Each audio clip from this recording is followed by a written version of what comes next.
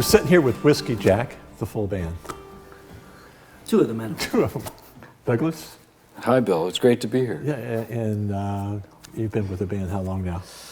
Well, I started hanging around Whisky Jack around 10 years ago, Right. when Duncan did his first Stories and Songs of Stompin' Tom. Well, he did the birthday show that then evolved into the show that we do now. And I helped out. I did a little bit of stage handwork, and I also performed. And after that, I just started hanging around. I'd show up with my mandolin, and That's what he does. and they'd let me sit in, and that actually then grew into I would go out when Duncan started doing the Stories and Songs of Stompin' Tom show out in the world. I would sometimes be a guest, and then I guess it's about 5 years ago that I became a full-fledged member of the show. You asked the question, why should anybody buy a ticket to your show? Think about this every day, Okay. many times a day, All right. because I have to communicate that to theater directors and festival directors that I want them to buy the show. So I have to tell them, I have to help them, give them some ideas to who they know their audience. If when it works really well, and you know this, you talk to a theater director in any town, village, if they are successful, it's because they know their audience. They know what the audience wants, and they bring. John Miller was the artistic director at Stratford Summer Music for 18 years, and it was hugely successful. Pretty much all the shows sold out for over a 2 or 3 week period because he knew his audience, but it took him a long time.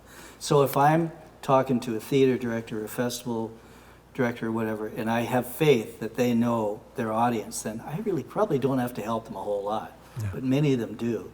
So I therefore have to give them some ammunition or some tools, whether it's Douglas and I producing. Douglas has written songs specifically. For example, Tilsonburg, they had a big celebration, 150th celebration or something, and so we took Tom's Tilsonburg song. Douglas wrote another verse, the most famous town in The most famous town in the in the world. world. And so we made it into a medley. So we'll go the extra mile, and they use that as a tool to go out into the community and try and sell some tickets, kind of thing.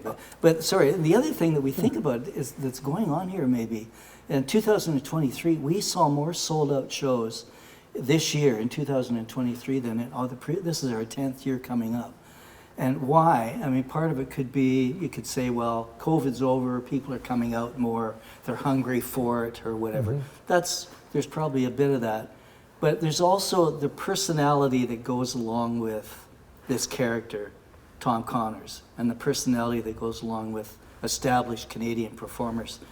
There is nostalgia, that's fine. Elvis, somebody dresses up as Elvis and goes out and sings Heartbreak Hotel, that's fine. But there's also cultural nostalgia, wishing the good old days, political nostalgia, wish there was stability, economic nostalgia, whatever. I think in our case, Whisky Jack being 45, 46 years old and doing the Stompin' Tom show for 10 years, I think a lot of that nostalgia is turning into ticket sales. People want that again. But you describe your show as being sort of a cross between Red Green and the Vinyl Cafe.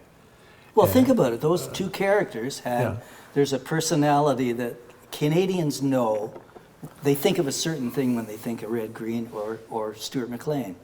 And I suggest that you could put Tom in fact, a reporter compared us.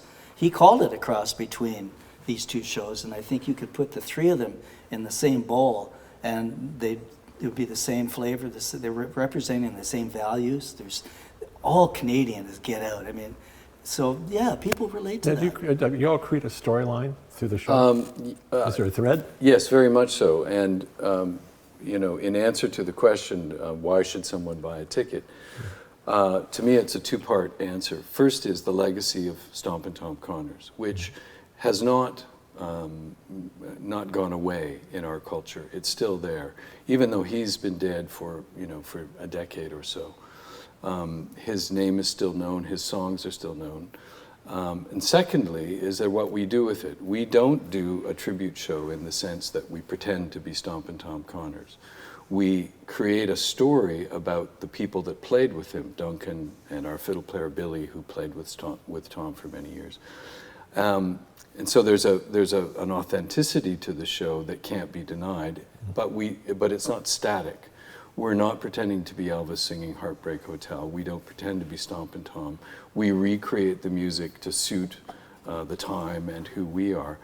And then the other aspect of it for me is three things: humor, theatricality, and intimacy.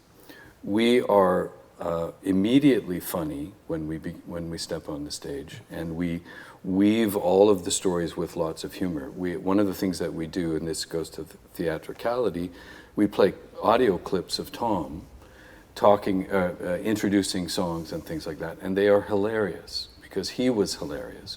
So there's the humor that we attempt to produce. There's the humor that comes from Tom himself. And the intimacy is how we involve the audience. One of the songs that Tom recorded was I've Been Everywhere. And we do a whole thing with cue cards and the audience when we perform that song. So they are immediately part of it. And to me, if I was somebody who had an inkling of Stompin' Tom, I'd want to come out to see this show to see what Whisky Jack has done with it. A show is all about theater. Entertainment. Entertainment, yeah, it is. It is. Yeah, we're playing it. We have roles on. I don't call it a band. I call it a cast. You have to inhabit a song. The song you just don't throw songs out. A song has to have a dynamic to it, Yes. and a storyline to it before you can act within the song. And before it's relevant to the audience. Yeah. Otherwise, it's like we played Espanola, and we sing Around the Bay and Back Again, which names all these towns and stuff. So we had a show in Espanola. 2 weeks before we were supposed to play, they closed the Domtar plant. So all of a sudden, Espanola was decimated, absolutely decimated. I immediately got on the phone to the promoter that I was producing the show with, and I told him, make sure you let everybody know that we're going to play this show, even if there's only 10 people in the audience, because maybe they couldn't afford tickets, because they lost their jobs. 500 families lost their jobs. And I said, we did that because that's what Tom would have done. That's the value that we're bringing to this. I think that's word of mouth gets around. You know, Bill, we talked about earlier what sells tickets. Well, you do a good job, they spread the word. You do a good job for the theater, they spread the word to other theater directors. And I think that's one of the reasons perhaps we're Well, still you can doing usually this. go back at a much more compact level of an artist. You could probably go back once a year or every 2 years. You could follow up on the place that you played. And as long as you keep making this connections with people, and you put people in the seats and they go away feeling great about it, then there's always a welcome mat. Do you think I don't even know what the answer to this is, but are there enough entertaining acts out there to satisfy the demand? In other words, are all the acts that are on the circuit, how many of them are good or entertaining enough to be able to do what you just suggested, and that is to be able to come back over and over again? I think a lot of people go inside too much. They're more inside. They don't understand. Well, you know, if you were a student, you just took vocal lessons, or you're an instrumentalist, and you just played in your room and you practiced, and you went out and you started playing, you would have no idea what theater's about, and that you would have no idea how to communicate. So I think having a certain amount of background in acting or understanding how to tell a story really helps when you set foot on stage.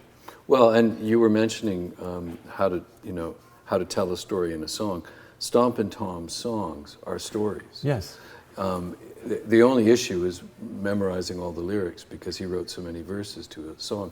But, you know, a song like Margot's Cargo, a couple in Newfoundland have a journey from Newfoundland to Toronto with a cow in the back of their truck to bring a truckload of manure to Toronto so that they can sell it to this company that makes clocks out of manure. Now this is, insane, but as I sing this song, there's this wonderful story that's progressing, and it's hilarious. And Sudbury Saturday Night, similarly, Tilsonburg, these are all songs that talk about something that is immediately identifiable to the audience, both in terms of the place and in terms of the character that's inhabited the story and what is happening to them in the story. You know how rare it is to be an original. Well, He was an original. well, Oh, yeah. And it doesn't, you don't have to be polished. You can be raw as Which an he- artist. which he he was was, raw, yes. but you're still an original. Yes. well, and as a songwriter myself, absolutely, Yeah. you want to be authentic and original. The thing that's also very interesting about Tom, there's this big fat book of, is it 1,000 songs or 100 songs or something, Lots. of Stompin' Tom. And all of the famous ones are there, but there are all kinds of songs that he wrote that weren't famous. He was a quality songwriter. He didn't just write these sort of fun songs about places that we know, but he was absolutely authentic and original. And as I've been singing these songs, that has grown on me more and more. Douglas and Duncan, who else is in the band and what's coming up? Oh, Billy McGinnis. Now this is a real deal. 15 years, he was Tom's fiddler. He's from Prince Edward Island, so he gets more authentic as we speak. Yeah. Multi-instrumentalist. He just exudes talent and merit. He just understands. He understands this music in a way that someone from Ontario can't really understand it. I think I'm a Northern Ontario, from Northern Ontario, from a rural community. I was born and raised with country music, so I get it. But Billy brings something else to it entirely. And what a player. So he's added an incredible amount of color and dimension to this show. He's been with us, maybe 3-4 years now. And then on bass, we have a young graduate from York University, James McElhenney on bass. And so, Yeah, he's a funny bass player. fine Oh, he's a great player. So He's imagine terrific. bringing a rather Yeah. sophisticated jazz approach Yeah. to this kind of music. And it's like, this is a pretty good blend of personalities. You got the Mr.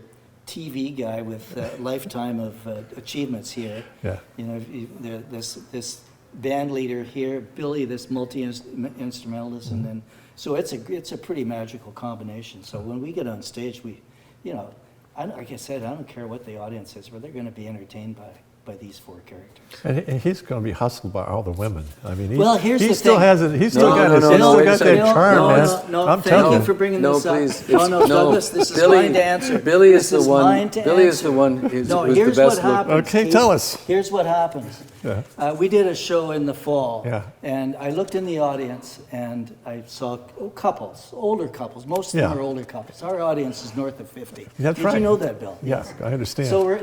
So I couldn't help but think that there's an audience full of women out there that Yeah. wish Douglas or I was their husband. Right.